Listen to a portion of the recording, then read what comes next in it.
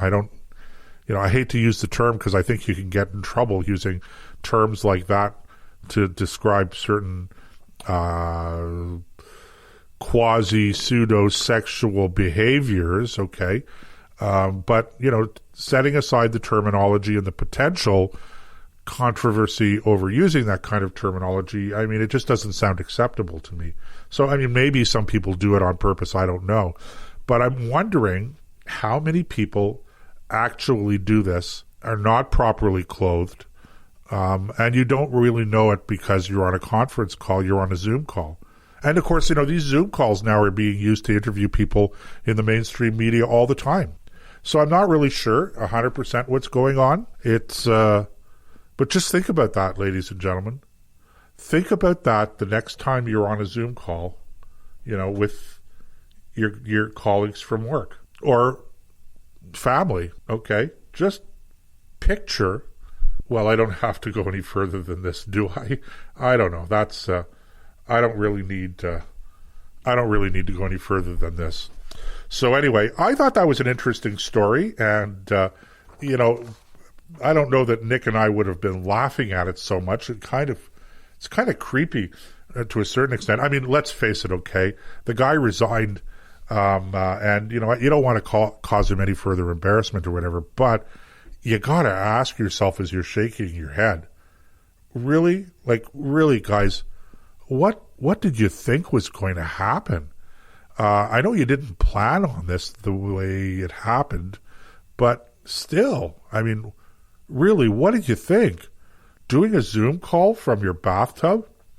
I mean, why not do the Zoom call while you're sitting on the damn toilet?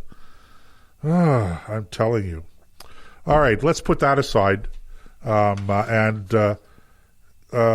just looking at what kind of subjects we have here that, Nick and I went over this in our pre-production meeting this afternoon, and we had a whole bunch of things. So I'm just looking at my notes here.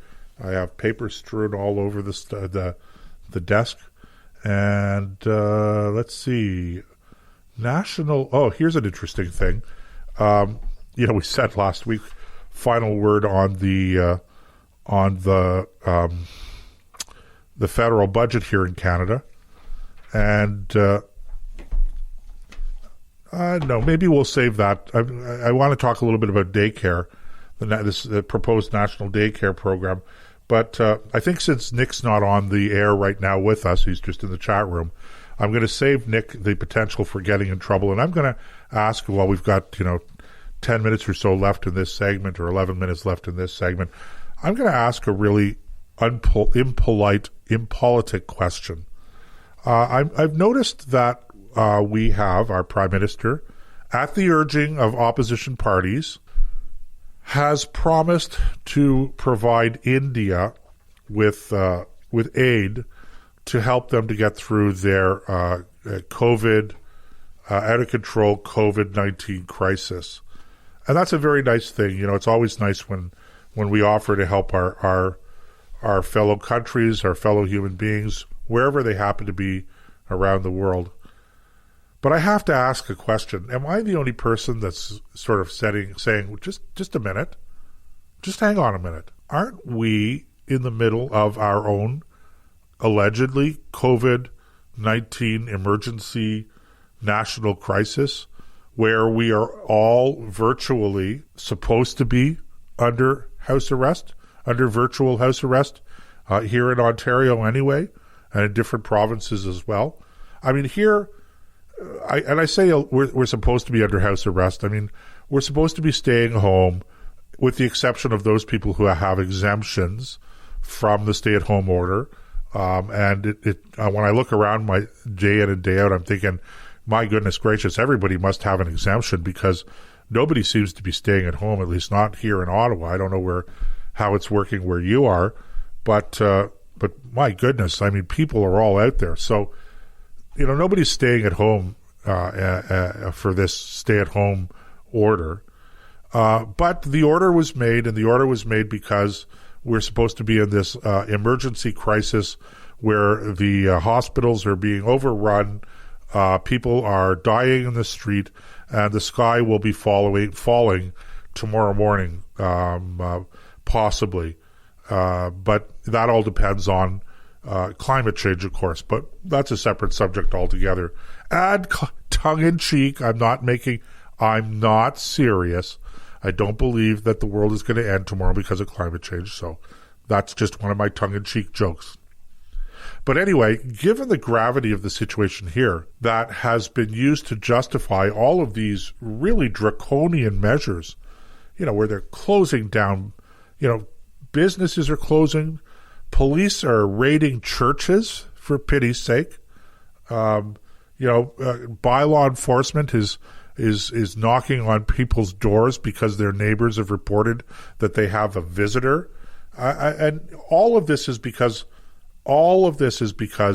of the scope, the degree of the magnitude of the emergency that we here are facing in Canada. So how is it that we have the extra capacity, the money, the extra vaccines, and even the extra personnel to promise to send to India to help them to deal with their crisis? Now, again, I'm not saying we shouldn't be helping them. I think it's a good thing to help them. I'm just not sure how it is that we have the capacity to help them, given the scope of our emergency here, allegedly. Am I really the only person that's asking that question? Oh, Mark, don't get you started. Mark Philippe, I am trying desperately to get you started.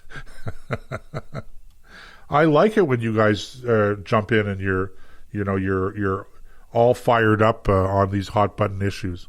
And all joking aside, it's a serious question. I'm just having a lot of trouble understanding how it is that we have found ourselves in a situation where we can afford, given all of the dire predictions, all of the problems that we're supposed to be facing in this country as a consequence of the medical emergency. I'm just having a lot of trouble understanding how it is that we can afford to spend any money or to send any vaccines or to promise to send over some doctors and nurses to help with the ongoing medical emergency, the tragedy that is unfolding in India right now, at least to the degree that I understand it's unfolding. I just don't know how you square that circle. And Mark, you talk about lies. Nick will tell you, I hope he'll confirm this, I'm probably one of the more cynical people when it comes to government and et cetera, but I don't detect conspiracies normally. I don't think they're lying to me normally. I just think they're not very competent. And, this comes from years of experience in working in government, both in government and in the political side. There's a lot of ignorance. There's a lot of incompetence. There's but mostly ignorance. People stumbling around, not really knowing what they're doing. So, I've always said, and I always say this to Nick, don't ascribe to conspiracy what is best explained simply by stupidity. And there's a lot of that goes on in government. So it's really, you'd be shocked actually if you haven't been involved in the inner workings of government. You'd be shocked that at how much that goes on. So I'm not suggesting that people are lying to me. Maybe there have been lies, but if you're telling lies, presumably you're doing it purposely. And I don't detect that conspiracy out there when it comes to COVID-19. Other people do. I'm not one of them. But that doesn't mean that I think that everything is on the up and up level. I don't. And this whole idea of giving aid to India, as lovely and as honorable and desirable as that may be, I'm just having a lot of trouble understanding how it is that we can square the circle, how it is that we can continue to suppress and I'll even use the word oppress Canadians today on the grounds that the situation here is so dire, and then turn around the next day and say, but it's very dire, but we can afford to we can afford to give some of our resources to another country. I just don't know. I just don't know how you square that circle, as I say. And for those of you out there that say, well, we have to share and share equally. No, we don't. Sorry. So sorry. I live in Canada. I pay taxes in Canada. I elect my government with the understanding that they are going to look after my interests and the interests of Canada first. Let's get the job done here properly first. Let's look after Canadians first. And then when the alleged emergency starts to dissipate, starts to get under control, then by all means, we should be out there helping people. But not in the current situation, in the alleged current situation. I just don't think that that's appropriate in the least. And that's the way it is, when you're talking about if you've ever had to care for a sick relative, or if you've ever had to care for a relative that was sick, but sick in a different way. In other words, not with a disease, but with, for instance, a drug addiction, etc. At some point in time, the professionals, the specialists will tell you, you have to look after yourself first. If you're not looking after yourself, first and foremost, making sure you're eating properly, making sure you're sleeping properly, making sure you're doing all the things necessary to keep you healthy and on an even keel, then you can't be help to other people. And the same thing happens, I think, on the national level. So there it is. I don't know how you square that circle. So, what did I just do? Oh, I know what I just did. Nick, if you're going to call in, you're going to have to call in again straight up because I've just accidentally closed the window. Oh, just a second, ladies and gentlemen. I think we might have Nick. Nick, is that you? Oh, dear. So Nick's called me, but I can't hear him because I don't know what to say, Nick. I really don't.